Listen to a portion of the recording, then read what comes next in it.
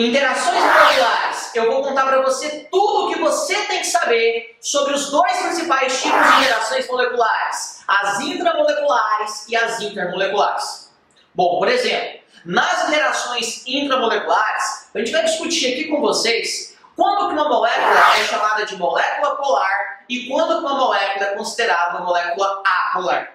Já nas interações intermoleculares, a gente vai observar o que é uma interação do tipo ligação de hidrogênio, na sequência, o que é uma interação do tipo de polo de polo e, para finalizar, uma interação do tipo de polo induzido. E o mais importante é você observar as relações entre esses dois tipos de interações, é você observar que são as interações intramoleculares que vão determinar as interações intermoleculares. E essas interações estão associadas às propriedades físicas das substâncias químicas. Por exemplo, solubilidade, ponto de fusão e ponto de ebulição. Beleza? Vem comigo para a aula que eu vou te contar tudo para você. É hashtag fecha a prova. Eu tenho certeza que se você clicou nesse videozinho, é porque você tem algum problema com relação às famosas interações moleculares. Você não sabe quando uma molécula é polar, apolar, ligação de hidrogênio, polo induzido. Calma! Respira, não pira, que o Titio Garcia ele vai te ajudar a solucionar os seus problemas com relação a isso. Mas eu preciso que você me ajude. Como? Assista até o final essa aulinha, que eu tenho certeza que eu vou ter te ajudado em muito, pelo menos nesse assunto. Combinado? Então vem comigo, atenção, ó. Interações moleculares é o título da nossa aula. São as interações entre as moléculas, né? Nós temos, a princípio, duas possibilidades. As interações que eu chamo de intramolecular, ou seja, aquelas interações que acontecem dentro das moléculas em si, e as interações intermoleculares, aquelas que acontecem fora das moléculas, ou seja, entre as moléculas. O bom aluno vai observar o seguinte, atenção, são as interações intramoleculares que vão determinar as interações intermoleculares. Então, para você entender isso daqui, você tem que entender esse, e eu vou te ajudar quanto a isso. Vamos junto, ó. Quando a gente pensa em uma interação intramolecular, na verdade, a gente vai estar determinando se a nossa molécula ela vai ser polar ou apolar. Mas o que significa isso, Garcia? Atenção, ó. Primeiramente, moléculas apolares. O que é isso? São aquelas moléculas que não têm polos. Elas têm uma distribuição de densidade eletrônica homogênea. Eu não tenho elétron nem mais para um lado, nem mais para um outro lado. A distribuição ela é uniforme em toda a sua extensão com relação à molécula. Como que a gente vai saber isso aqui? Eu vou te dar algumas dicas. Por exemplo, olha essa molécula. Ó, eu tenho uma molécula diatômica, ou seja, formada por dois átomos. São átomos iguais ou diferentes? São átomos iguais. Mesmo sendo um oxigênio, que é um elemento muito eletronegativo, o que acontece? Ó, ele puxa para si a densidade eletrônica, não puxa? E esse também aqui, ó, ele puxa do outro lado. É um cabo de guerra. Eu estou puxando para um lado e para o outro lado. Só que não vai nem para esse lado e nem para o outro lado. A resultante das forças aqui vai ser igual a quanto? Vai ser igual a zero. Se liga na primeira conclusão. Toda molécula diatômica, ou seja, formada por dois átomos, se os átomos são iguais, ela é apolar. Acabou, ponto final. Garcia, se eles serão diferentes? Calma que daqui a pouquinho a gente conversa. Mas eu tenho uma outra possibilidade bem interessante. É aquela em que eu vou analisar os ligantes. Como assim? Olha o caso do gás carbônico, do CO2. O carbono é meu átomo central, beleza? Eu tenho oxigênio de um lado, oxigênio do outro lado. O oxigênio, cara, ele é mais eletronegativo do que o carbono. Ele puxa para si a densidade eletrônica todinha. Só que aqui acontece exatamente a mesma coisa. Então a resultante aqui vai ser igual a quanto? Vai ser igual a zero. Eu vou falar algumas coisas importantes. Se a sua molécula tem geometria linear, trigonal plana ou tetraédrica, se os ligantes forem todos iguais, a molécula em si ela é apolar. Mas além disso, Vamos analisar também a ligação, porque eu posso ter uma ligação polar ou apolar. A ligação aqui, ó, é uma ligação polar. Por quê? O oxigênio é mais eletronegativo do que o carbono. Ele puxa elétron para um lado, esse puxa elétron para o outro lado. Olha o que eu vou falar. Eu tenho uma molécula apolar, mas ela é formada por ligações polares. Muita atenção que o seu professor ele pode fazer esse peguinha. Ele pode te perguntar da polaridade da molécula ou da ligação. Nesse caso aqui, ó, volta a frisar. O que vai caracterizar uma molécula apolar? Se ela é diatômica e é formada por átomos iguais, é apolar. Ou, se ela tem geometria do tipo linear, trigonal plana ou tetraédrica, e os ligantes forem iguais, ela também vai ser apolar. E eu tenho uma outra possibilidade, que é a molécula polar. O nome já te conta. Eu tenho polos na minha estrutura, ou seja, eu tenho elétrons mais para um lado do que para o outro lado no meu composto. A minha distribuição de densidade eletrônica não é homogênea, ela é heterogênea. Por exemplo, eu tenho uma molécula diatômica.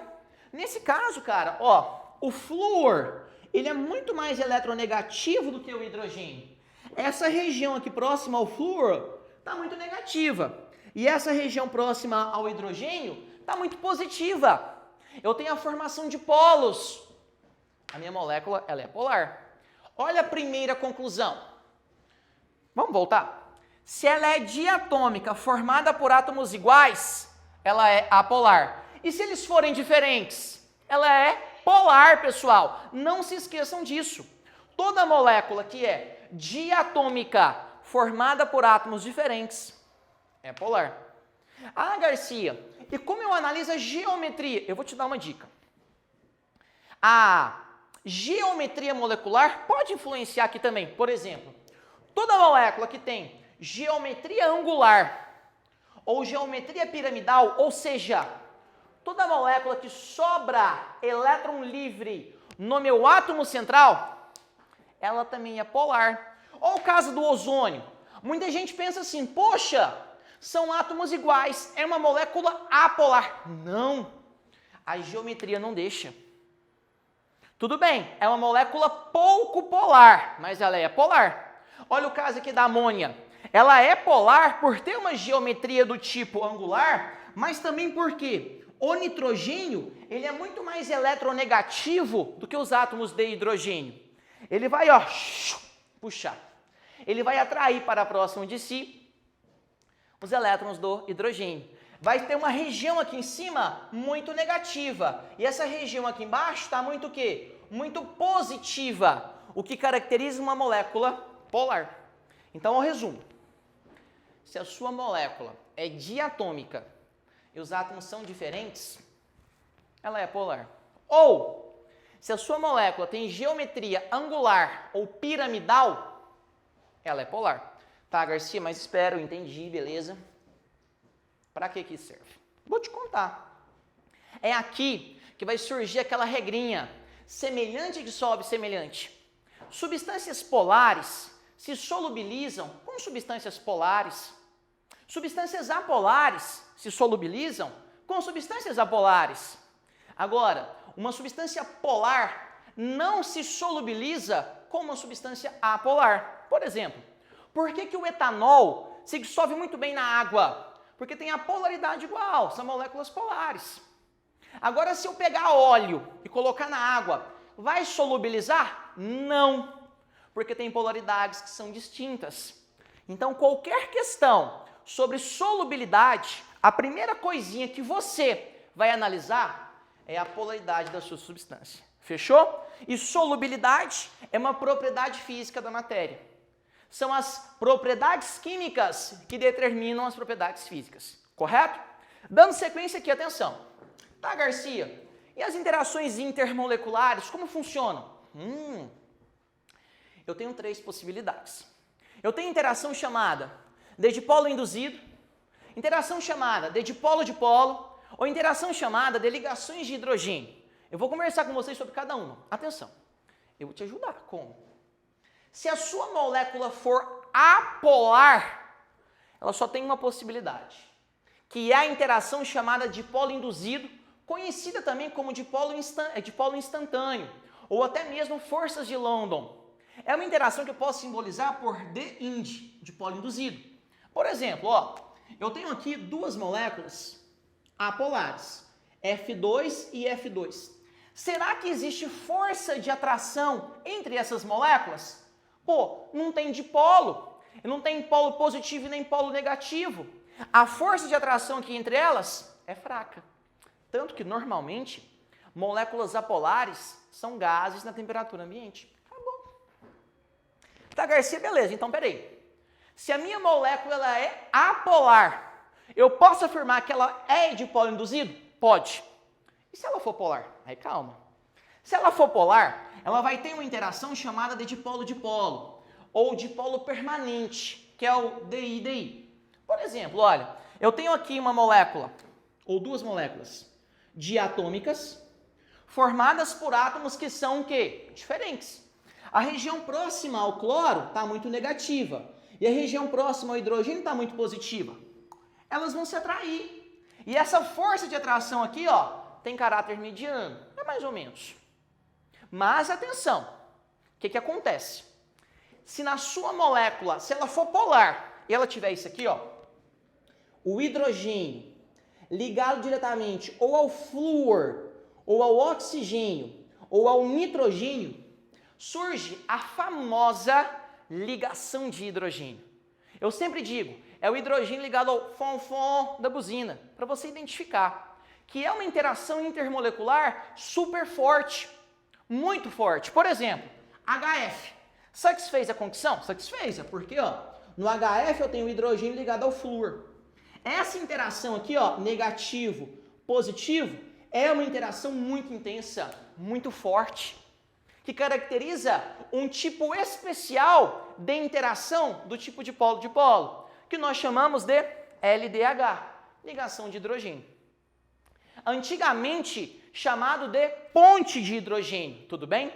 Eu posso fazer o seguinte, ó, interação dipolo induzido e dipolo-dipolo, essas duas podem ser chamadas de forças de Van der Waals.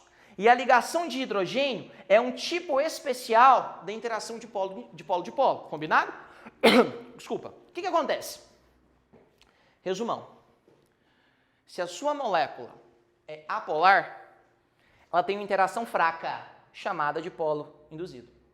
Se a sua molécula ela é polar, ela tem uma interação mediana, chamada de polo-dipolo.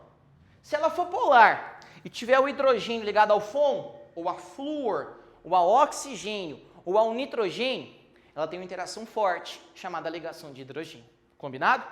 Tá, Garcia, beleza? Para que serve isso? Toda e qualquer pergunta sobre pressão de vapor, tensão superficial, viscosidade, mas principalmente ponto de fusão e ponto de ebulição, a resposta está na análise dessas interações. Quanto mais intensas são as interações, pessoal, maiores serão os pontos de fusão e de ebulição das substâncias. É só você analisar, combinado? Ah, Garcia, empatou na interação. O que eu analiso? Aí você analisa a massa molar. Quanto maior for a massa molar, maior é o ponto de fusão e ebulição. Combinado? É isso que eu tinha para te falar. Resumindo, interações intramoleculares estão associadas à solubilidade. Interações intermoleculares estão associadas principalmente a ponto de fusão e a ponto de ebulição. Beleza? Espero que vocês tenham compreendido meu raciocínio, mas não acabou não. Vamos fazer exercício? Eu e você e eu? Vem, vamos junto. Fala galera, tudo bem? A hashtag Forte a Prova está aqui com vocês. Para quê? Eu resolvi montar uma questão bem básica, mas que consegue explorar muito bem os conceitos que eu acabei de discutir com vocês na nossa aulinha teórica, beleza? Lógico, conceitos atrelados às interações moleculares. Vamos ler. Determine qual é a polaridade, nesse caso aqui, de cada molécula, e o tipo de interação intermolecular de cada uma. E depois eu vou colocar em ordem crescente de ponto de ebulição aqui as nossas substâncias. Galera, atenção, vamos juntinho aqui, eu vou começar aqui embaixo. A substância 1 é a água. A água é H2O, não é? Como que eu vou analisar isso aqui? O oxigênio é meu átomo central. Eu tenho um átomo de hidrogênio ligado a esse oxigênio, de um lado, e outro átomo de hidrogênio ligado ao mesmo oxigênio. Como o oxigênio ele é do grupo 6A da tabelinha periódica, ele tem 6 elétrons na valência, faz 2 ligações químicas, olha que loucura. Sobra 2 pares de elétrons livres no meu oxigênio. Ou seja, eu tenho uma geometria chamada de geometria angular. Toda molécula que é formada por 3 átomos, em que meu átomo central sobra elétron livre, a geometria é do tipo angular. Só que nesse caso, cara, além de ter geometria angular, o oxigênio ele é muito mais eletronegativo do que o hidrogênio. Então o oxigênio aqui, cara, ó, ele vai puxar para a sua densidade eletrônica os elétrons do hidrogênio. Então aqui próximo ao oxigênio tem uma região muito polar e próximo aos meus átomos de hidrogênio eu tenho uma região que muito positiva, ou seja, próximo ao oxigênio eu tenho um dipolo negativo e próximo aos meus átomos de hidrogênio eu vou ter um dipolo que positivo, tudo bem? Deixa eu melhorar esse mais aqui só para você não se confundir. Galera, o que acontece? Toda molécula com geometria angular, e nesse caso, formada por átomos com grande diferença de eletronegatividade, é uma molécula, nesse caso aqui, ó, polar. A água ela é polar, solvente universal, polar. Mas se ela é polar, já fazendo um link com as interações intermoleculares, ela vai ter interação do tipo ou dipolo, ou ligações de hidrogênio. No caso da água, você não tem hidrogênio ligado ao oxigênio, igualzinho eu falei no exemplo agora há pouco da nossa aula. Então, olha, a interação aqui intermolecular é ligação de hidrogênio. Que é uma interação forte ou fraca ou mediana? Uma interação bem forte, tudo bem? Fiz a análise da água. Vamos ver a segunda substância, olha. Na segunda substância, substância 2, eu tenho o CO2. Ó, a minha molécula também é formada por 3 átomos. O carbono é meu átomo central nesse caso. Ele tem 4 elétrons em sua valência, faz 4 ligações. Cada oxigênio, eu acabei de falar, faz 2 ligações, ó. Faz uma dupla ligação com carbono de cá e uma dupla ligação com carbono não, com oxigênio desse outro lado. Beleza?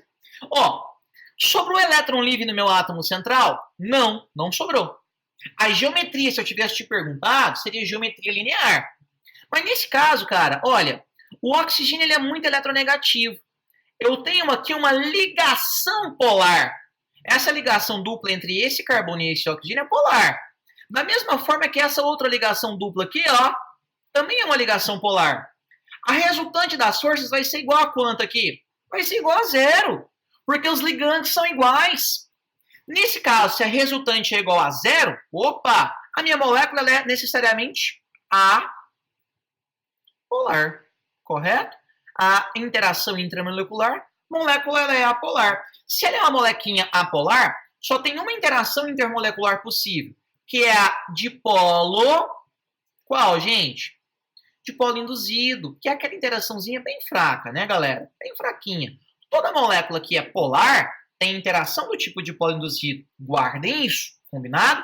Eu só estou fazendo análise por enquanto.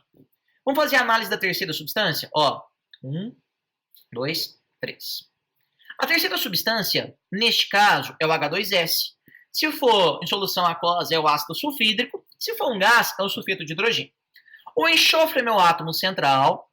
Ele também está no grupo 6A, igualzinho ao oxigênio. Ou seja, tem 2 pares de elétrons livres, porque ele faz uma ligação com um átomo de oxigênio de um lado e com outro átomo de hidrogênio, não, de hidrogênio do outro lado.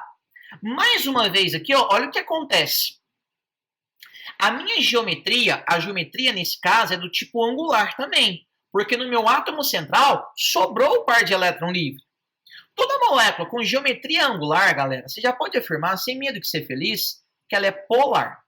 Ah, Garcia, quais são as geometrias que eu sei que a molécula é polar? Sempre angular e piramidal ela vai ser polar. Ah, tudo bem, aqui tem uma certa diferença de eletronegatividade entre o enxofre e o hidrogênio? Tem, mas não é tão gritante assim. Ela é polar por causa da geometria. Mas é uma molécula polar que faz ligação de hidrogênio neste caso aqui? Não, nesse caso aqui não, tudo bem? É uma molécula polar que nesse caso vai apresentar uma interação do tipo DI-DI, ou seja, dipolo, dipolo, que é aquela interaçãozinha de força mediana, combinado? Para finalizar as nossas interações, vou vir aqui para cima. Eu tenho a substância 4. A substância 4, cara, eu tenho um composto que vai fazer parte ao universo da química orgânica, né? Nesse caso aqui, eu tenho meu bom e velho etanol, que é o CH3, CH2, OH.